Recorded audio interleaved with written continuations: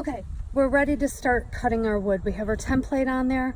It's all drawn out. I have the reverse side of the wood. The other side is the side that I'm going to paint. So I use just a skilled jigsaw. You want to make sure you have a scroll cut blade in it. And I'll list the actual cuts and squares and everything like that. You want to make sure that you have an open area using either a side of a table or the tables or the horse saws. You'll want to make sure that your platform is stable and level, and you're going to hold your wood as you cut. That'll stop it from flopping so much too. When you get close to the edges, sometimes it might do that a little bit from the vibration of the jigsaw, but just hold on to it and make sure it's stable. This is light wood, so it does have the tendency to bounce a little bit. But I choose a corner and start in the corner, and let's get started here. I'll go up and around and just watch as we go.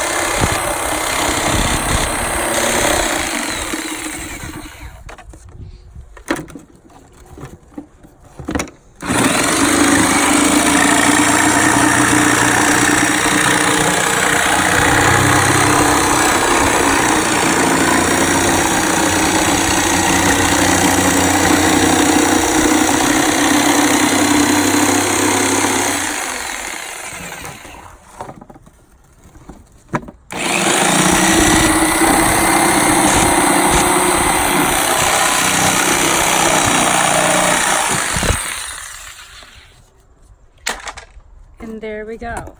Now what happens too, because I'm cutting on the back side, it makes this side, the cuts a lot cleaner. This side you see is a little bit splintered and stuff.